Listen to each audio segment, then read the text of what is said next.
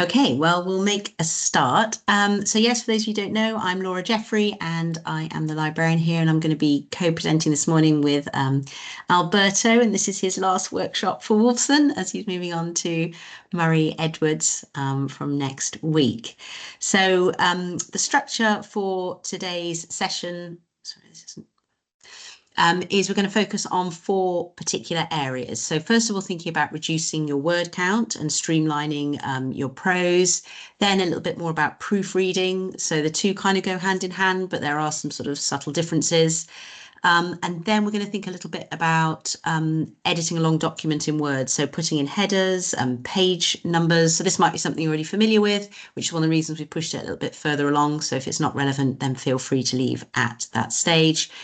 And then also just have a talk about referencing. And if any of you are using reference management software and struggling a little bit with it or want any kind of troubleshooting, this will be quite an informal part of this morning's session. So again, feel free to leave if it's not relevant, but if you've got any queries, ask then, and we can try and help you with any other targeted troubleshooting that might be helpful.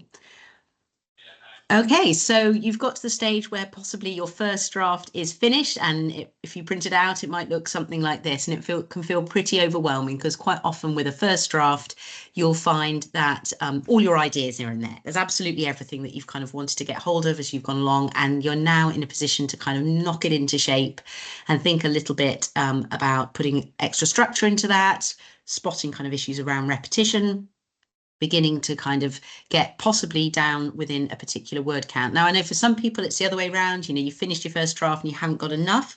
So we'll perhaps talk a little bit about that later on as well. So what do we mean when we're talking about reducing a word count? It might be that, yeah, it's just physically too long. That you know, you've got I don't know, if you're writing a PhD thesis, you've got 80,000 words, or it's a master's dissertation, perhaps you've got 20,000 words, and you're just coming in way above that. So there's just actually too much in there. It might also be that when you're reading through, it just reads too long. You feel that it's ponderous, that it's going over itself again and again. You're feeling that themes are coming up, that there's repetition in there. And so actually, again, it might just be about streamlining your arguments. Now, of course, when we begin to write, we use writing as a form of thinking. It's a way to kind of record what's going on in our head. We can't possibly hold it all there and then just write a perfect first draft. We've got to get it down as it is. It emerges to us over, you know, a year or 6 months or 3 months, however long your dissertation or thesis has been going on for. It's iterative. It's completely normal that you're going to kind of go through things, revise and pull them apart. And so I suppose the big message there is don't get too dispirited. This is definitely part of the writing process. It's not just that you should be able to write, put a full stop and hand the thing in. This is all kind of part of that. And particularly if you're doing sort of little nano writes, you know, maybe you just sit down, you've got an idea in your head and you record it quickly. It might be that there is repetition for those reasons, you know, because you're not writing in one long flow. Your thought processes are going to be all over the place. So what you need to think about is that that final product isn't a record of absolutely everything that's happened to you during the research process. It's not a way of recording absolutely everything that you've read or every discussion that you've had or every piece of data that you've collected, whether that's interviews or whether that's numerical data, whether you've been conducting experiments. It can't all go in. There just isn't space for it all. So you have to be more selective at this stage. Okay, so ways, you know, one sort of just general philosophy to approaching your thesis is to just go through maybe in your first reading of it and just start thinking, you know, what's here? Is it critical? If I've got too many words, I just need to pull out anything that's purely descriptive. Or if it's really key, highlighting it and then think, okay, I'm going to have to actually expand that because it is just descriptive, in which case something else is going to have to go. And this is quite a nice little table on this slide here about the differences. You know, descriptive writing might just be stating what's happened. Being critical is identifying the significance. So you can kind of tally things off. And if you've got a paragraph that you're feeling a bit unsure about, this is quite nice, this table, for just making that distinction between whether or not this is worth keeping in. And if it is worth keeping it in, do you need to actually go into a little bit more detail to make it worth staying in? So one quick way to reduce your word count, you know, if you're looking at the whole product and you just think, I don't even know where to start, you know, what do? And I just go through and eliminate the thes and the as, you know, that's one way to do it. rather than that, much more helpful is to reverse outline your document. So just like you might do if you were writing an essay, you'd make an essay plan and then you sort of infill into all those kind of key bullet points for all the things you want to include. When you want to reduce your word count, go through your thesis, go through your dissertation, and create a plan based on what's actually in that document. So this gives you the opportunity. Let's have a look. Sorry, just saw something pop up in the chat. Okay, don't worry, we'll share the slides with you, and I think it's probably easier to read once you've got the slides kind of full scale. If not, I can supply that one separately, but thanks for highlighting that. Yeah, so reverse outlining your document is a really quick way to see what ideas you've got in there. Are there things coming up multiple times? Are there things that are just really a bit tangential that you'd really love to include? It was a really interesting little bit of your research, but actually when it comes down to it, you haven't got space for it. Is there a logical flow through that plan that you've created? And if there's anything in there that you feel isn't relevant, you might have to identify that for a little bit of surgery and just perhaps take that out. If you've got too much, something else that can be quite useful is just to rank all the different points that you've made. So can you eliminate things that aren't important? And as you go through in a kind of more minute scale, just thinking, take the main sentences of paragraphs, the topic sentences, and you might be able to combine. So you're not losing ideas altogether, but what you're not doing is kind of keeping all the padding that goes in around them. So kind of just keeping the most salient points, whether that's on a macro scale or even kind of on a micro scale, looking paragraph by paragraph. So this would be one of the most obvious ways when you're beginning to start your proofreading, keeping your arguments clear. If you're repeating yourself, get rid of it. If you build up your sentences, you're just going to be adding more and more words to them. So even within a sentence, if it's running over more than a couple of lines, that can be fine and can be necessary stylistically, but just use that as a little alarm bell and just think, actually, do I need all those kind of subclauses within it? Is this going to confuse my reader? Would it be better just to separate those out into a couple of different sentences? Ways that you can spot whether or not you've repeated yourself, if it's not immediately obvious through just that outline, is if you're beginning to refer backwards and forwards within your argument, as previously noted, as argued, I will discuss this later, then that might be areas then where you can streamline things a little bit. Particularly looking at introductions and conclusions, that's where we can kind of lose ourselves and we begin to repeat ourselves. Keep them neat, keep them tight if you can. And as I said, yes, there might be kind of little asides. You might have kind of gone off and gone down a bit of a rabbit hole, non-essential, maybe just like a little biography of an individual. It would be lovely to include it. Do you need to? Is that something that could go maybe even in an appendix? But yeah, if things start cropping up more than once, that's definitely an area for cutting them out. Now we're going to talk about some of the specifics of proofreading, the kind of almost the mechanics of proofreading, but this is quite a useful technique as well. So like we said, going through, not looking for spellings, not looking for other types of proofreading or formatting, but just quickly looking at shortening sentences. Yeah, as we said, if you're beginning to get overly wordy and it's not necessary for your particular discipline, you can do that. Look for kind of your particular voice, your particular style. So I think that's another thing that when we talk about reducing our word count, it's not something you can just do in an afternoon or a day, as you'll probably know. I'm sure you've done it on many occasions before.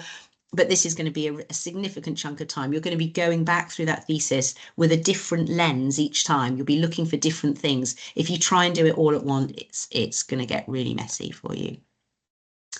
Okay, so, kind of what do we mean by sort of shortening our sentences? And really what we're doing is talking about streamlining our arguments. And so there's a little example here.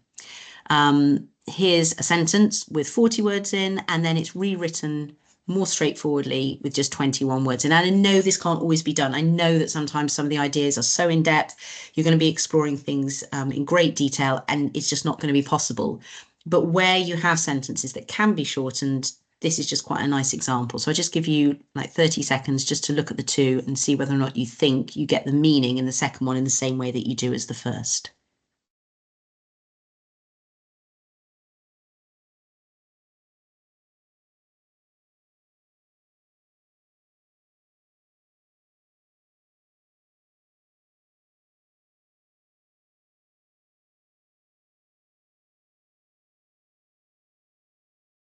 So certainly for me, that first sentence begins to confuse the reader, there's a lot of words going on there, there's a lot of commas in there, that might be a sign to me that it's unnecessarily complex, and I think probably the meaning does come across in the second one. Things like this, these little sorts of phrases, as you can see, each one, these first two, we've got 3 words there, we've got 4 words there. Do we need marked by the assertion of, given the reality that? Probably not. We can probably just cut straight to the point in those cases. Also that idea of adding extra words, and they were completely flummoxed. They were flummoxed. Do we need that adverb in there? Okay, so I thought it might be quite fun just for you to have a quick go, and we'll just do it really quickly. So apologies if it takes you a while to kind of read and write that, but just have a think, even if you just sort of jot down a kind of few ideas of words that you don't need in there rather than trying to write it to make sense. So again, I'll just give you about a minute just to look at this paragraph and then see if you think you could write it in a more succinct way.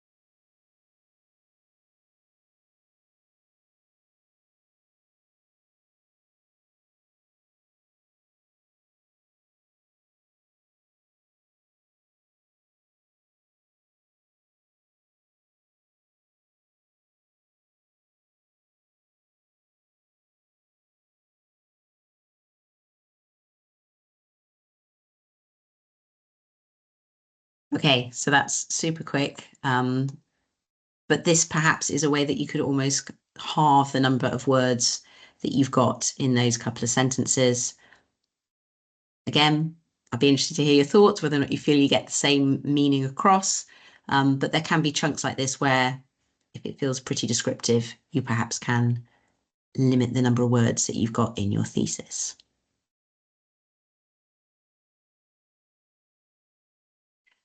Okay, like we said, there could be kind of just extraneous sections. There could be context that you've put in there, anything that's introduced with a signpost that suggests that it's not kind of keeping along your main argument, like incidentally, tangentially. That again is a really obvious area that you might want to kind of consider how essential that actually is to your kind of key argument in that particular section of your thesis. Any adverbs, yes, like we said, do we need completely flummoxed? Could we just have flummoxed? Then that is an option to just pull out words. And this is kind of nitpicking, but it's kind of indicative perhaps of your style. And if you find that you have this slightly flowery verbose style, then that might be something that you can kind of go through. Or if you're lucky enough to have someone else to look through to kind of read it and say, actually, yeah, I feel like you don't need these words. Anything that modifies. So yeah, sort of, type of, basically, definitely, to all intents and purposes, and redundant pairs as well. First and foremost, each and every. Do we need all those? If you can get rid of 2 words every time you're saying something like that, they add up across, an entire thesis.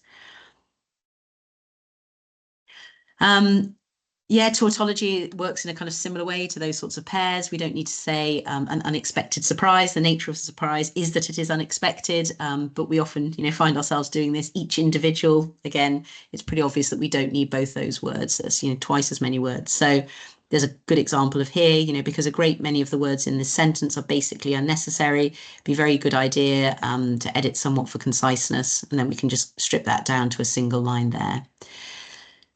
Anything else that modifies, like we said, especially, somewhat, extremely, can that be implied by different words? So, just always using synonyms, just thinking if the word doesn't imply that something's particularly big or small or whatever, is there another word that we can use? And I think this is one that is a stylistic thing, and some people do it and some people don't. But if you find that you are giving yourself several adjectives, like the decrepit, decaying, crumbling tower block, could you just convey that with a single word? And like I said, this feels like it's kind of working on a minute scale, but it probably is indicative of the way that you're writing more broadly across the thesis. Yeah, and likely, with prepositional words, so, sort of in the garden or at the hotel where, you know, an interview was conducted, you know, if there are other ways that you can get things across if you don't need to give those specifics around time and location. And it might be important. It might be that you've, you know, carried out some sort of ethnographic field work, and it's really important to kind of give all that storytelling and context, but there might be times when it's unnecessary as well. Okay, so as you see, there's lots of different ways we can reduce our word count. I'm just throwing them all out here because some of them will stick for you. Some of them might ring bells, and some of them you'll say, no, I know that I'm a really clear writer in this particular way. But I think sometimes, yeah, we do have a tendency to kind of over formalize our writing when, you know, one word might do equally well. And I think this list here of bullet points here, you know, in light of the fact that could just be because. And again, it might be stylistic, it might be very specific to your particular discipline, but you can see that in all these cases, we're looking at 3 or 4 words where one would probably do. And it's also really interesting, you know, active voice versus passive voice. When we're using the passive voice, we tend to have to use extra words to kind of get us to where we want to go. And there's an example here in relation to Judith Butler's work. You know, Gender Trouble, which was written by Judith Butler, rather than Judith Butler's seminal work. Let's put her at the forefront, and then we can kind of get to the point more quickly. Again, this will vary from discipline to discipline. Yeah, if you find yourself getting into a loop where you're talking about something kind of in a back to front way and it's kind of become negative, more often than not, that's going to require extra words as well. You know, if you do not have more than 5 years rather than if you have 5 years. So just watch for that as well as a kind of stylistic technique that you might have found yourself using. Okay. Oops, sorry, leapt ahead there. So yes, perhaps if you've got a bit of work on your computer, or if you're listening on a device where you can't easily access a piece of something like that as well, maybe if you've got an article or a book lying around, perhaps have a go at doing some of these things. So it could be that you reverse plan it. That's one of the easiest ways to do. Just take a paragraph, a couple of paragraphs, and think, yeah, what are the key points in this? Read it, see if you've got more words than you need. Is there a kind of verbosity to your style that you can kind of simplify? Too much detail, repetition of words where we don't need them. Anything that's negative, could it be turned into a positive? If you are going to do it on your own work, might I suggest you copy it and paste it into a new document so that you don't make any changes that you're not happy with in the long run. But yeah, we'll just take perhaps 5 or so minutes to go through that and just give you a chance. It's not long enough to do a huge piece, but even just taking a page and just spotting if there's anything stylistically that would help improve the clarity of your work. So I'll just mute my microphone, but shout out if you've got any questions about that or you'd like any more detail on it.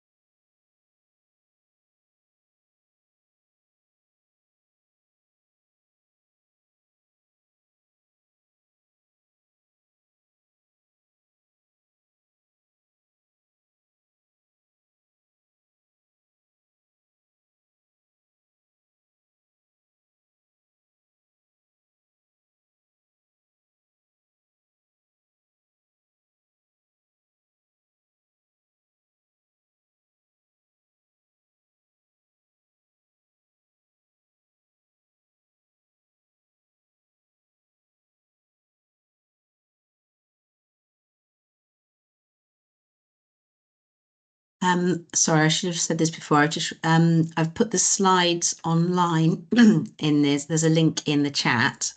So if you want to kind of go back to these slides or during the course of the presentation, they're just at the top of that page there, in the box at the top, and there's a little PDF icon next to the slides there.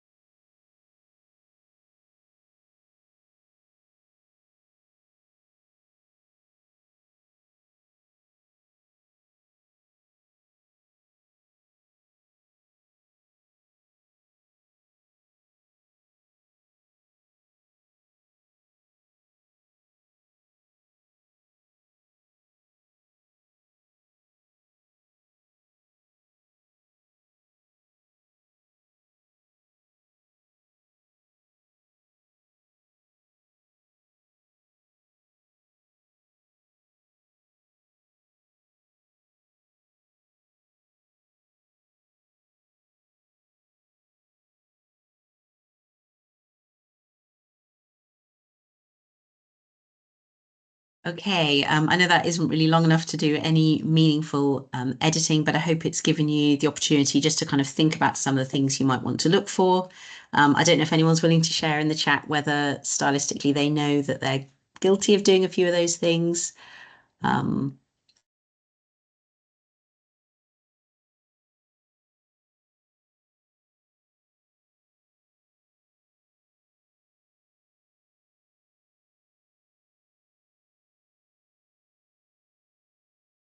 Perhaps not. I'll just say, Okay, yeah, I would just go say on then. that's just really common. I think when I'm writing, yeah, it definitely like Juliet a bit, is a bit guilty of all of this, yes. Yeah, and I think Because it's it's just the way when we write, right? I mean, we're almost connecting thoughts almost into that. And I think there's something freeing about that when we start that genitive writing. But then when you go back, it's like, oh my gosh, that's really like a 5 sentence or 6 sentence thing that I've just connected with different types of punctuation, and that's going to be really hard for a reader to work through. Yeah. Yeah, and I think that's the thing. It's not to say don't do writing like that, because I think obviously a large part of what you've done, Alberto, over the last few years is encouraging people to do these little nano writes. Grab a thought when it comes to you, get it down, just spend 5 minutes doing something or half an hour, or these little tiny writes here and there. It's not saying that we should all sit down and kind of have a really clear plan, but it's just acknowledging that that is part of the thinking process, getting everything down. But sadly, that's not what everybody wants to read at the end, and we have to kind of, knock it into shape a little bit. Okay, so I'll move on now, just to one more slide on thinking about word count, and that is, how do we increase our word count if you find that you're kind of undershooting?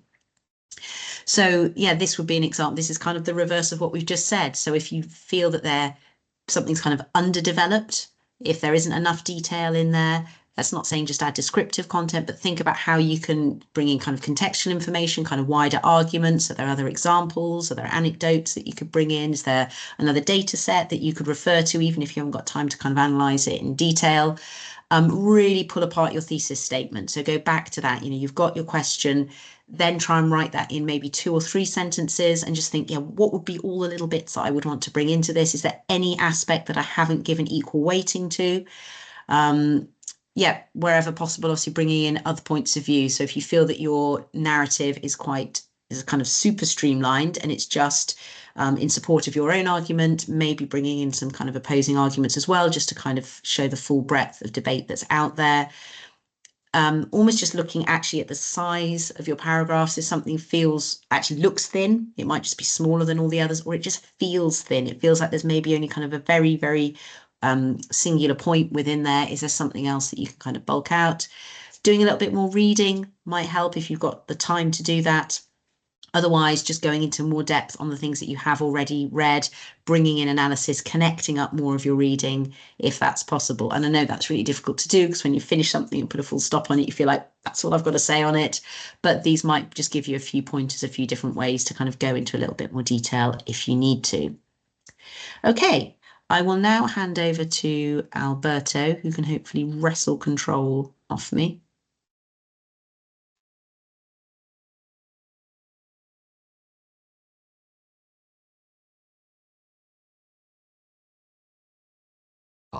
So that's taking me to the front. So are we on the red pen now? Yep.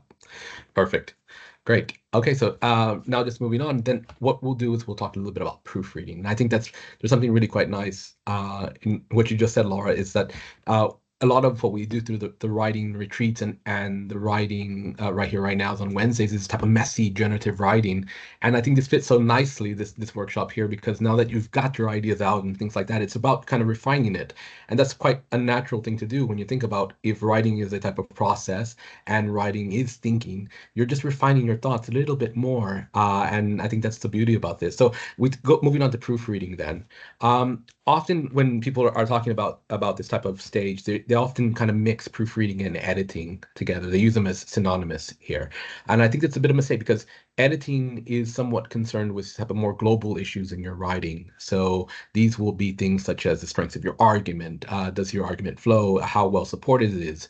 The overall structure of your writing. So this idea of reverse outlining your writing after you have it done.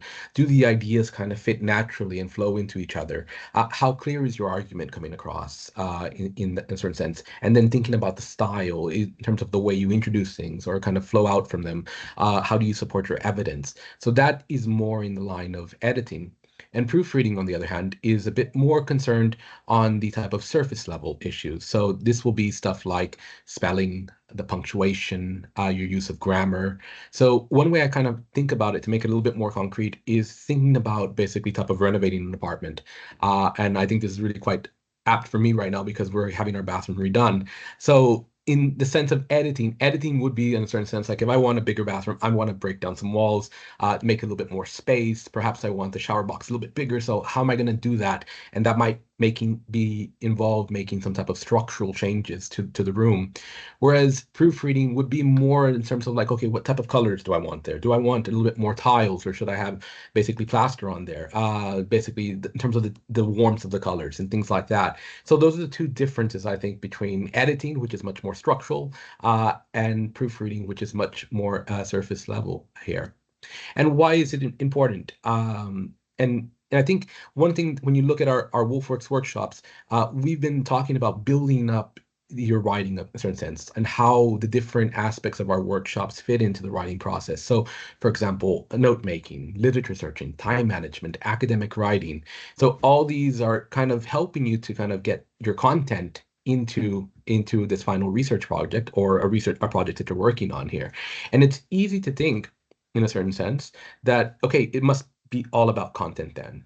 But it's really not. I mean, in some level, yes, it is important, the content, but also how you present your content is really important there because in a certain sense, it demonstrates that you have a care with your own work in the presentation and also a respect for reader. Some of you may serve as supervisors or maybe sometimes you've just read a bad piece of writing that has a lot of mistakes. I know as I'm getting older, I'm starting to spot more mistakes in newspapers and I think, oh my gosh, how did that get through? But it's those little moments that kind of you don't want to have your reader kind of think that in a certain sense when they're writing reading a piece of work that you put so much effort into. So there. And it's easy to say, for example, but yes, that's why we have spell checkers. But there's a problem with spell checkers as well. So sometimes they make mistakes. They're not able to catch everything. So I've given you a couple of mistakes that often spell checkers overlook. So there's there versus there, mature versus manure, your versus your. And I know I've been often sometimes guilty when I'm writing really quickly of making that mistakes. But on this slide here, there's this, I forgot where I got this poem from, but it goes to show that if you copy and paste this into your spell checker, it pretty much misses everything here. So, I mean, it's a nice little poem. I have a spelling checker. I came with my PC. It plainly marks for my review mistakes I cannot see. I strike a key and type a word and wait for it to say whether I am wrong or right. It shows me straight away. As soon as a mistake is made, it knows before too long, and I can put the error right. It's rarely ever wrong. I've run this poem through. I'm sure you're pleased to know the letter perfect all the way. My checker told me so. And I'm going to see if I can share this window here. And that should give you, did it? Can you see the Word document? No, it's just gone black on screen. Okay. So I will stop sharing, and then this should, now you should be able to see my Word document there. Yeah, that's right. Yeah. So there we go. So I copied and pasted the Word document, sorry, the poem into my Word document.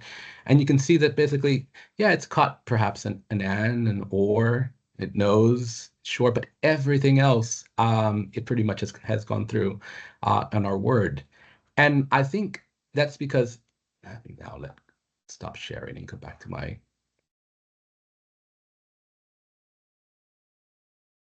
that's because spell checkers, what they're really concerned about doing is basically looking at the order, a specific order of letters and words.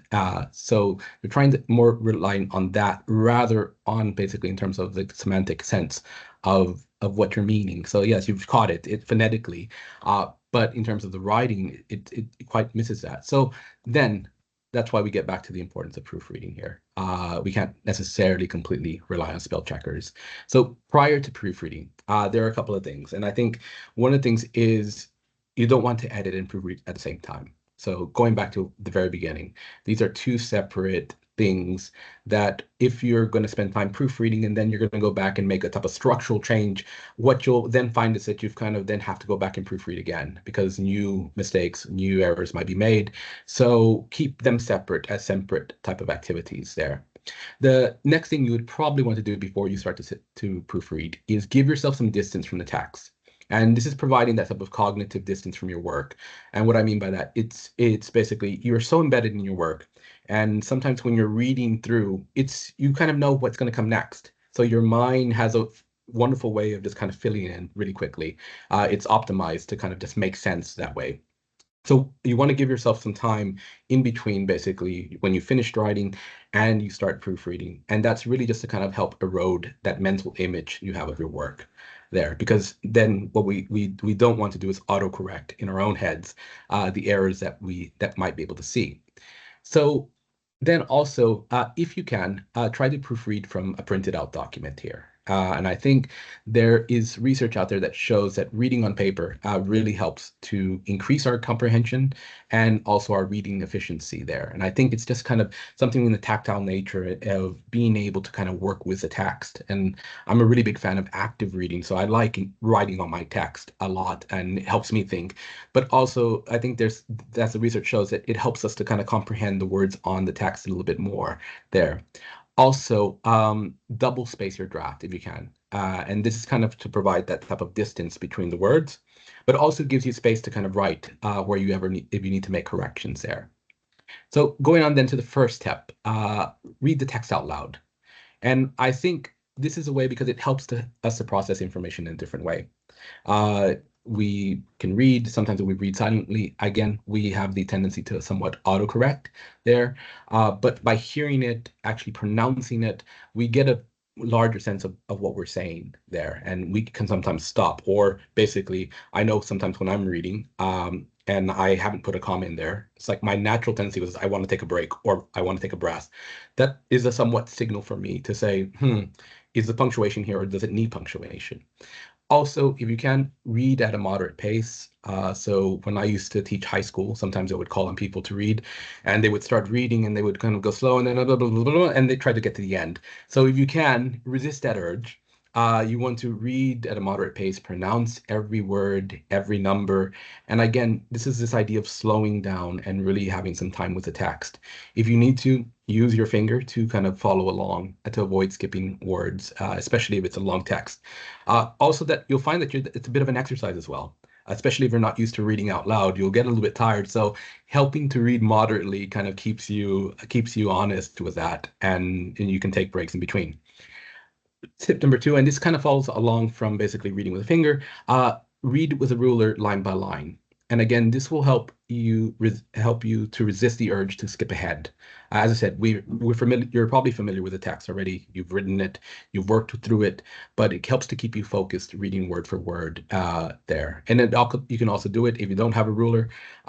Use a folded piece of paper, and that will function the same way. And as I said, it's just kind of giving you a sense to slow down and focus on the words in front of you. And another helpful tip is circle every punctuation mark on the paper. And as I said, this will again force you to slow down. And I think there's a kind of emerging theme. It's like when you want to go into the proofreading, you want to kind of just have a bit of some time to do this there. Use different colors for different types of punctuation. So I know if I have problems with commas. So if I really want to be basically aware of my comma use, I might mark it in a specific color. That way, once I've done it, I can see on the page basically, okay, how many commas have I used, and are these really necessary? And I think that's a really important question. Like, is this function correct, or is it really necessary? And going back to what we were talking about earlier, I mean, sometimes you can do some really inventive things with punctuation, especially semicolons or colons, and you end up with a sentence that's almost like 5 or 6 lines long. Again, do you really need to use that? Or going back to the exercise that we did a little bit earlier about reducing your word count, could you perhaps express that thought in 2 sentences and make them a little bit much more impactful in a certain sense? There's also proofreading with electronic documents. So if you're unable to print out a copy of your work, that's completely fine as well. Word has a speech to text function now, so you can actually hear the text being read out to you. The nice thing about these type of things is that they can control the speed of your reading. You can control the start and end point. So again, it's another way if you want to just hear your words read back to you. It's a way to kind of engage with your text in a different level. There. And let me just move on to the next one. Yes, and for tip number 5, I would say you want to manipulate your text a bit. And again, this is working on the idea of eroding that mental map of your writing there. And you want to make it somewhat unfamiliar as much as possible from the original text that you've been working on there. And so you can do some different things, I guess, on electronic versions or your print versions if you print it out. So for example, you might want to increase the font size of your writing. And again, it just gives you a little bit of a jolt in terms of how you're interacting with it. Isolate sections of text, and I think that's really quite nice. You can just open up another Word document, copy a section, paste it over there, and really work on it without being worried that you're making these type of final changes to this overall draft that you have. You can also press Enter after each sentence. And again, it's about isolating each sentence and kind of pulling it out without pulling it out from the structure or the flow of the writing that you've created there. Okay. And then I guess, so some concluding thoughts of the proofreading process. Read in short blocks of time. And I was joking a bit, like, if we're not used to reading, it can kind of it can feel like a bit of an exercise there. And so if you can, read in short blocks of time. Read for one error at a time, especially, as I said, if you know that you struggle and you're getting feedback that you're struggling with a certain type of punctuation, just go one reading through and checking for that punctuation rather than trying to hit every single thing there. If you're short on time, then you also want to prioritize which area you can read for. So if you only have a certain amount of time, I said, I know I have problems with commas. I would probably just, if I had to choose, read for commas in that sense. And last but not least, you can always enlist the help of a friend. And I think that's really quite nice. Getting somebody else's eyes on your text can be really helpful because they're not familiar. They haven't spent that time with you. So they kind of accomplish all this type of eroding the mental image all in one sense. So it's really quite nice to get feedback, and also as a reader to see how it kind of comes along there. And I'm not sure if you have any questions. Yeah, I'm happy to answer any, or we can move on to the next section.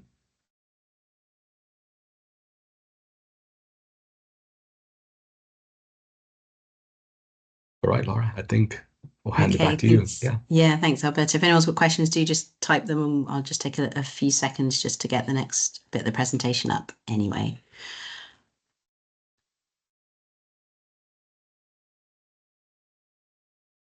So how long typically allocate to proofreading a thesis?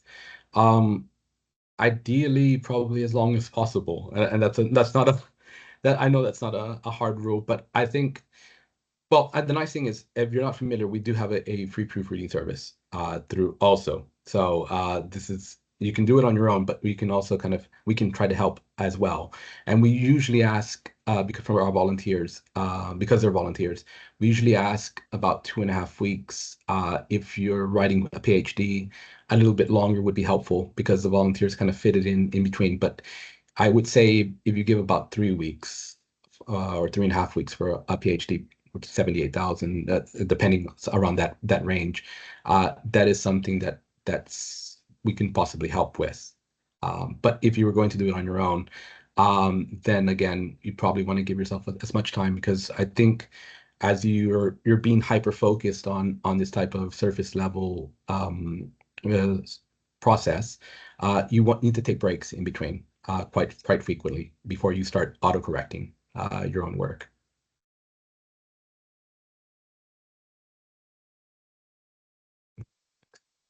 Yeah, absolutely. And like we said, there's the kind of editing side and there's the proofreading side. So I think as well as you can just distinguish those. So if you're doing a bit of a plan for kind of how the end of your thesis is going to look, just making sure you've given yourself separate chunks rather than thinking I'll finish then and then I'll edit proofread, in a kind of week and then it will be done. Like Alberto said, often the editing process throws up all sorts of other proofreading issues. So just make sure that they're kind of distinct. I think that's helpful if you can try. And as with everything, keep a little journal. Start I don't know, give yourself the opportunity to proofread a single chapter and write down how long it takes you, even if like a little log, if you spend an hour on it, how many words do I get through in an hour if it's relatively well written? If I get hit like a really sticky section, roughly how long does that take me? And that's what, people always say, like, how long should it take me to read a book or an article? And actually, it's only through doing it do you actually get a sense of kind of what that will be very particularly to you. So yeah, that might be a quick way. Perhaps if you can do that sooner rather than later, and then you can mentally plan in your timetable, okay, that's going to take me 2 weeks, 4 weeks, 6 weeks, whatever you think it might take. Okay, so we're going to move on to the next section, which is looking at editing a long document in Word. So if you're familiar with using headings and styles and putting into lots of page numbers and labeling your figures, this may feel less relevant to you. So if you want to leave at this point, that's fine. Or if you just want to kind of hang on in the background, that's okay too. But the reason we developed this section was actually we were getting loads and loads of queries in the run up to people submitting dissertations, particularly master's theses, where they suddenly like, I don't know how to do this. Quick, can you show me? So we produced a few little videos, which we've put onto the LibGuide, so the link that's earlier in the chat. And we just sort of put out some of the major things. Most people are using Word now. Most people are familiar with Word, and I'm afraid I'm going to stick to that. So if you're writing in LaTeX or anything else, I won't be looking at that today because obviously that structures your document as you go along. But this is, again, another issue, particularly when people are writing chapters in different documents, wanting to kind of keep the thesis separate, and then you bring it together into a single file. And then actually it's at that point you need to kind of think about adding a little bit of extra structure in just to make it easier for you to move through the document, as well as how it's presented, whether that's electronically or in print. Okay, so yeah, the link's already in the chat and there's the link on the slides as well there. I'm going to try and do a live demo. It always seems to go a little bit wrong, but we'll have a go. And then what I'll do is I'll give you the opportunity to play with the same document, or you could do it on your own document. As I said, create a copy before you do anything like this. So I will stop sharing the slides. And then I'll just share my screen.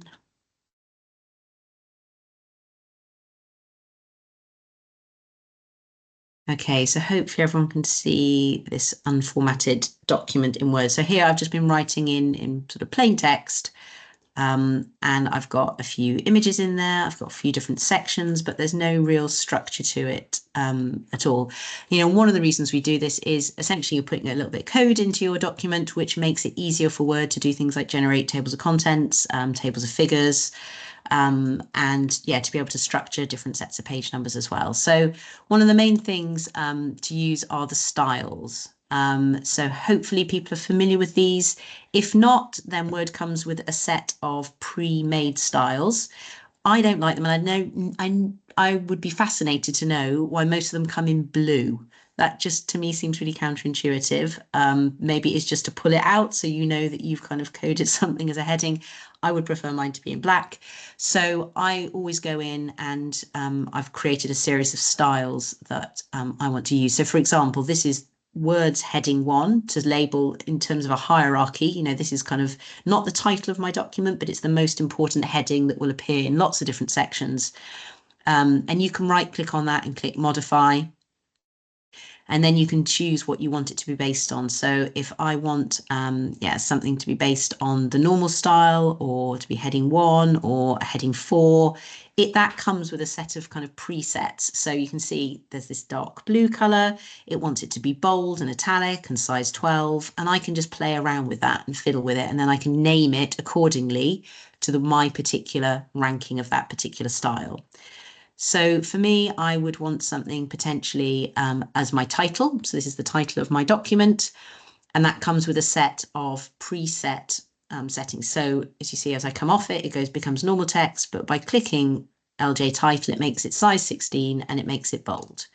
I then want to use heading 1 for my main headings throughout this document. And I'll just put a few of these in just to show how it works differently. I think these are all going to be heading 1s. And I think somewhere in here, I've got the possibility of some subheadings. Let's make that one a subheading within that section.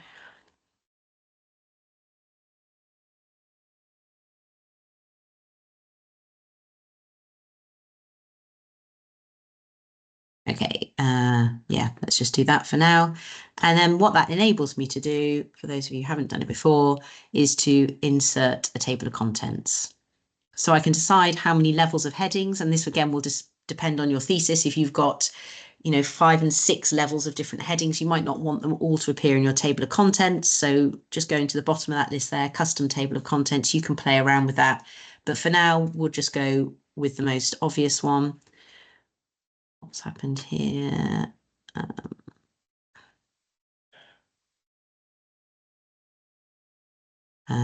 Hang on, I need to remember how to, there we go. I want to not show. So for some reason, my heading of my whole document is showing. So I want to not show that.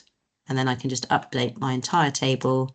Yeah, and hopefully that takes it out. So again, if there's just particular sections that you've given a heading for a particular reason, but you just don't want them in your table of contents, you can go through and edit things accordingly there. So that's just a really nice, quick, easy thing that saves you lots and lots of time, and you don't have to build it up yourself. The next thing I might want at the start of my document is a table of figures.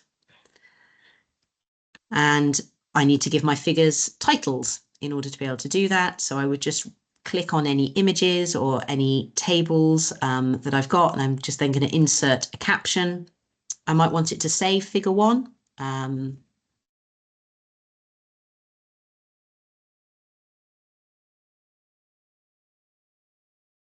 I can decide the sort of type of figure that I'm listing here. I can change my numbering, but for now I'm going to keep it quite straightforward.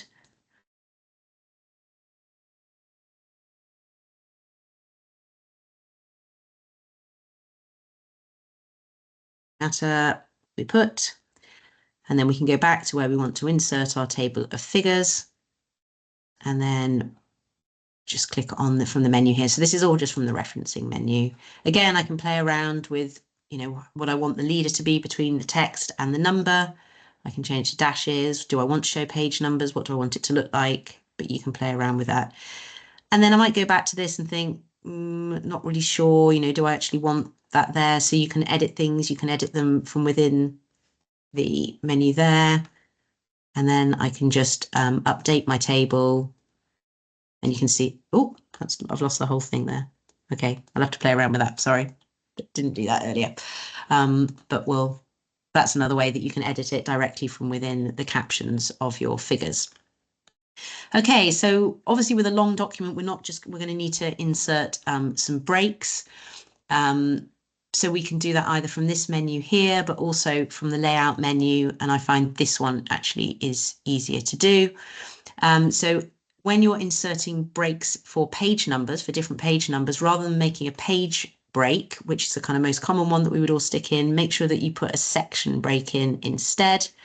And again, this is just kind of to provide a little bit of coding for Word so that it knows what to do, so that when we go back to inserting page numbers, we can do that. Hopefully we can get 2 lots of page numbers running.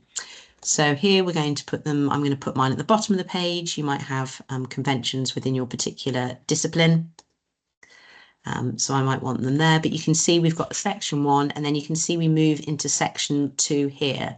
So we've got 2 sets of numbers running there, and it might be that actually what I want to do is to change those page numbers. Quite often people use Roman numerals, lowercase Roman numerals for the first section.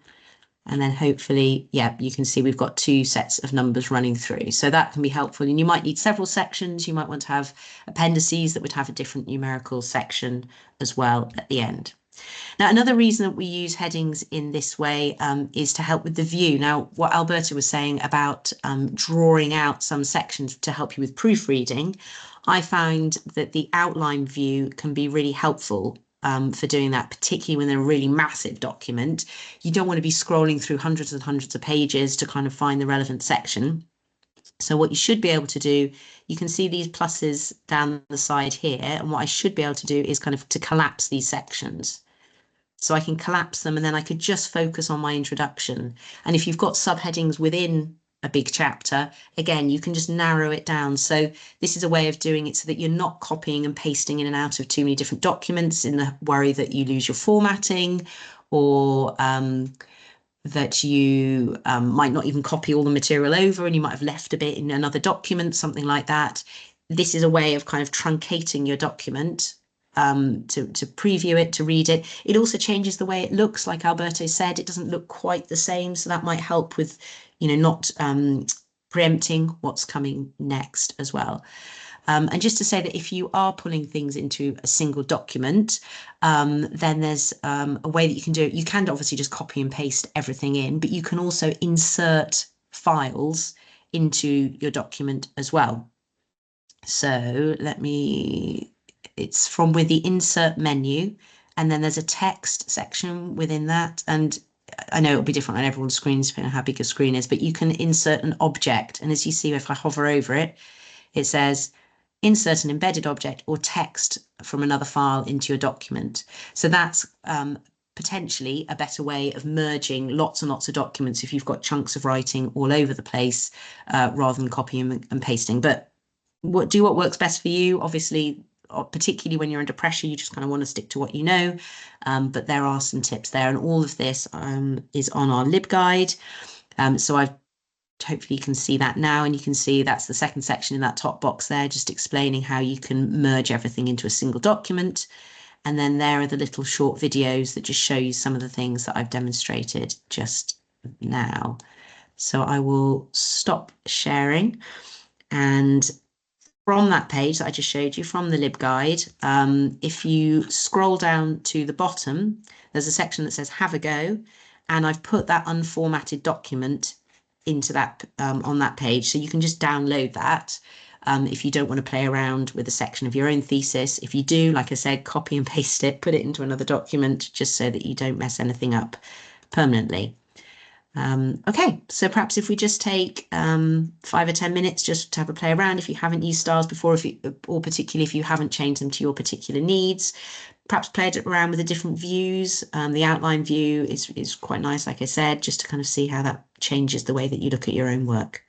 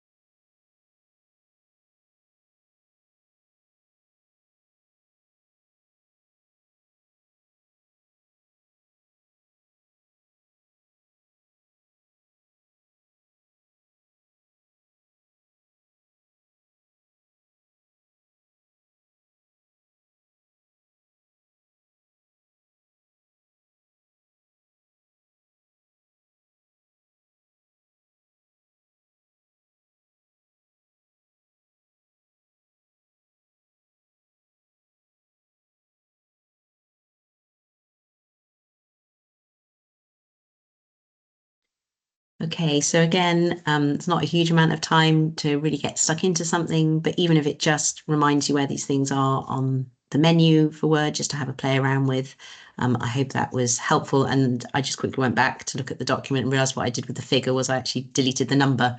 So obviously it just became a title. So that's why it chucked it out of the table of figures. So yeah, just making sure that when you do that, I can get rid of figure 1 and just get rid of figure and leave the 1, and then it stayed in my menu.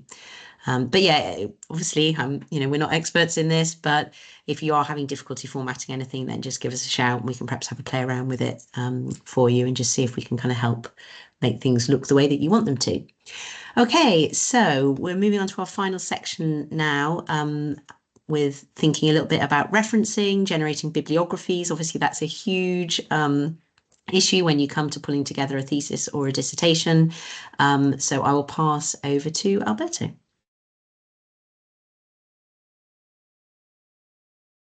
All right. So in this case, as we said at the very beginning of the workshop, this would probably be really optional.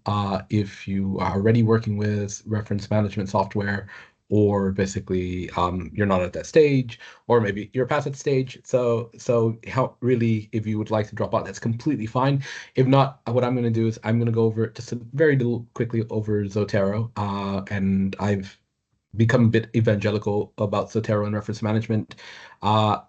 Over the course of the last couple of years, just because it changed my life in terms of the way I started thinking about bibliographies and referencing. And this all came basically as I was kind of helping my wife at the end of her research project, and we had this pile of books, and we were just thinking about, okay, how we put all this in the bibliography, and I discovered Zotero, and basically it just was able to shoot out bibliographies amazingly. And so I started really getting involved into that a little bit more. So what is Zotero? And I think Zotero is free software, and I will share my screen here, which you can go down to zotero.org and you're able to load it. And one of the benefits, I think, of this reference management software, but like others on the market, like I think there's Mendeley as well, is that these are free, they're adaptable. You can use as many of the features as you would like, or even as little. So once you download it, you can see that basically what you will get, and I'll show you mine, is you get a software where you can collect all your bibliographical basically sources that you're working with. Actually the picture got a lot better on the main website than it was before, because now they show you actually everything. So you can see here on the left-hand side, you have your main library, and it looks a little bit like this in the middle. So everything that you clip or that you insert as a reference goes into your main library. Here, you can see what they've done here on the right-hand side. It has all the bibliographical information.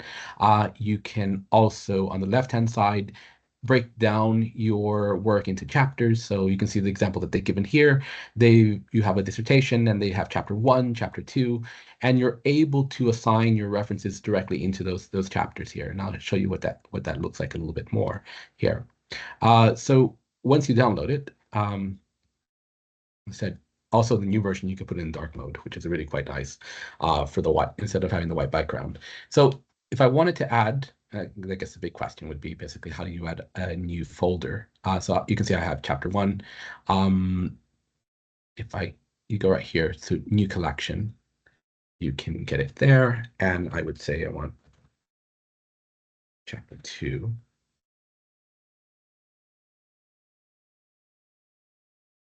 And it breaks it down there.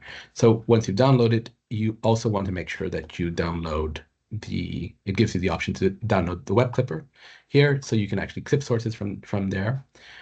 If I were to go to, let's say, that little thing, let's go to iDiscover.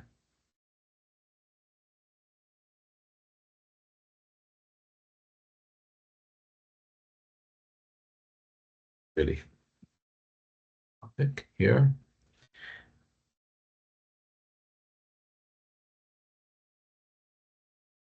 So if I were to the full text, and you notice that the icon will start changing. as you go. So you can see it's changed here. So what you want to do is you want to make sure that wherever you want that clipping to go or that resource to go, you're positioned on the either subdivision, the collection, or the main library. So once I do that, you can see where it's saving it to. It has recorded and it downloads the PDF. And I think that's really quite nice. That's something that Zotero just started doing a couple of years ago, where you could actually save the PDF in there. So there we go. We have that there. You have the attachment of the PDF there. It also gives you a snapshot. So just in case, for example, if it's a web page that doesn't have a PDF, you can see how the page looked and you can interact with it as well, which is really quite nice. So it's almost like taking a PDF of the web page as well. But then other things, let me just move this around here.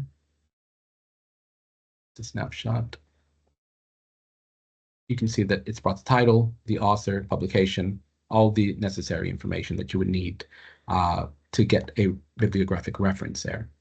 So the main thing, I guess, to show off the bibliographic functions is if you've got a collection that you have put in, then you can just select a couple and you can right-click it, create a bibliography from these items. It has a wide range of styles that you can select from. If a style is not there, it has ways for you to input more styles by managing your styles. But you can copy it to clipboard, and then let's get rid of our poem.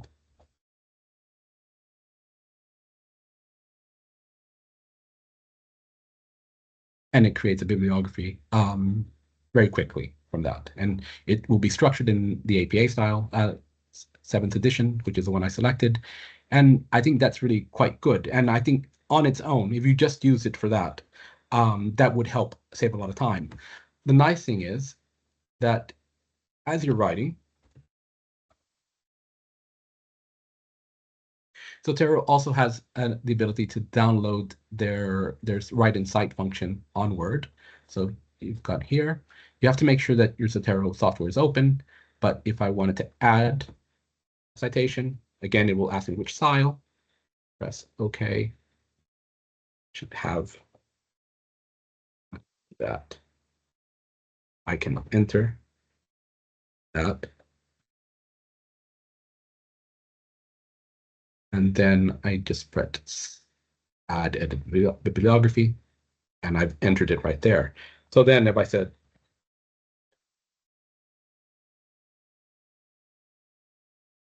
just keep on adding, it goes updating my bibliography or my references as I'm writing because it's connected to basically your library there. If you needed to add a page number, you can click on that and you see the little menu opens up. Let's say I want to add 24. Press OK. You can also add multiple authors as well, and it will cite it accordingly to that and go updating. And that's really quite nice. Now, let's say you get to your references and you say, oh my gosh, actually, I made a mistake. So I want to actually put all the title, the first letters in caps. What I can go back to that is go to my reference. I can make the changes here.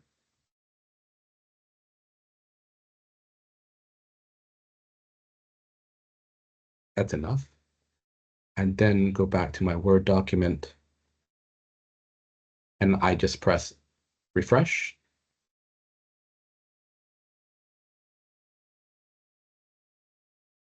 And you can see that it's added capital B, capital C, and capital A.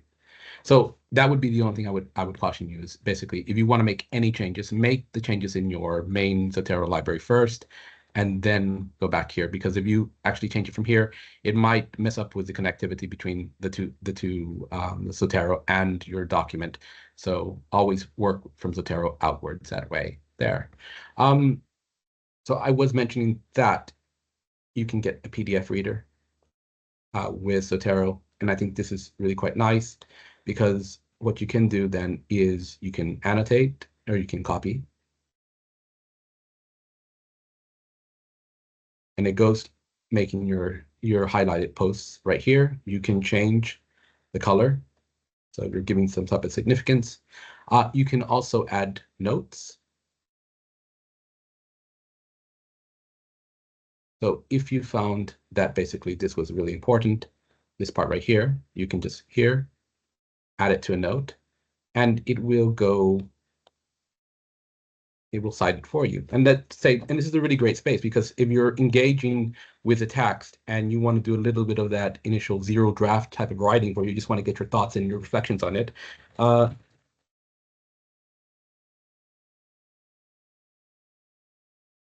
you can save it there. And you can see the notes for this item. But also what you can do is you can come back and insert your note.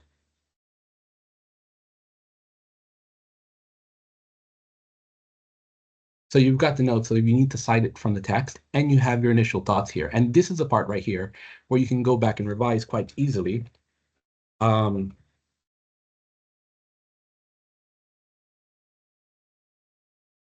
And it won't affect any of the bibliographical referencing and things like that. So it's a great way, as I said, if you're working with a text and just trying to get the ideas out, you can insert it there and you capture what you were thinking about and you can start revising here. So it gives you something to work with initially, rather than trying to say, what did I think about that section in that moment?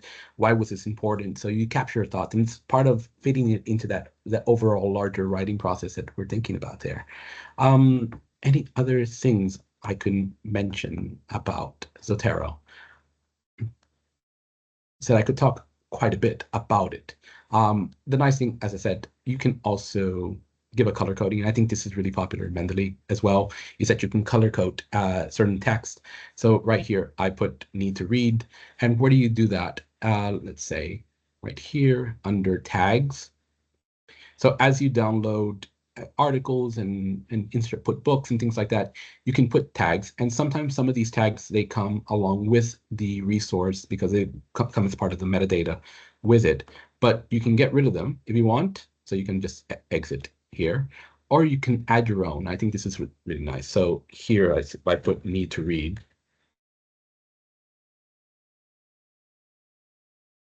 I've color coded basically need to read as red. So as I'm looking through my library, this is a great way to kind of organize, I guess, priorities of readings as well.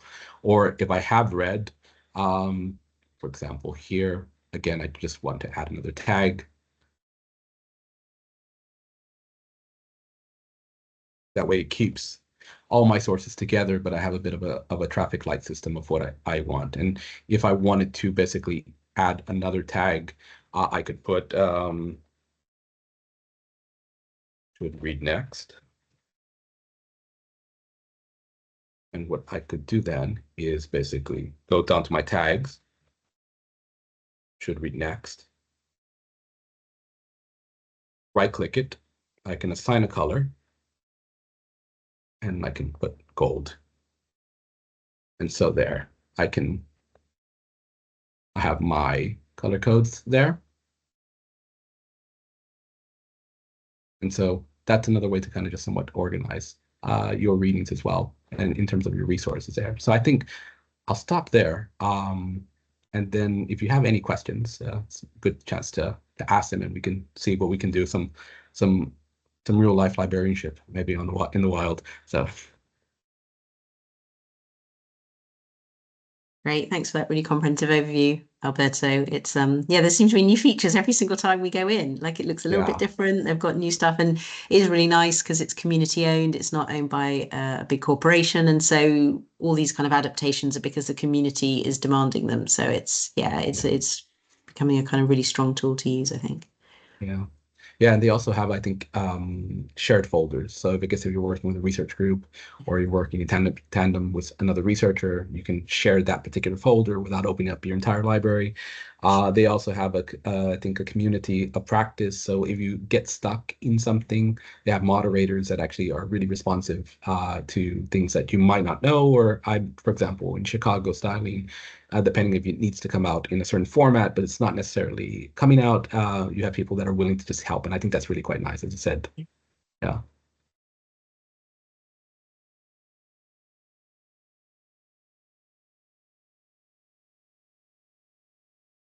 Right, what I will do is I will stop recording Yeah. now.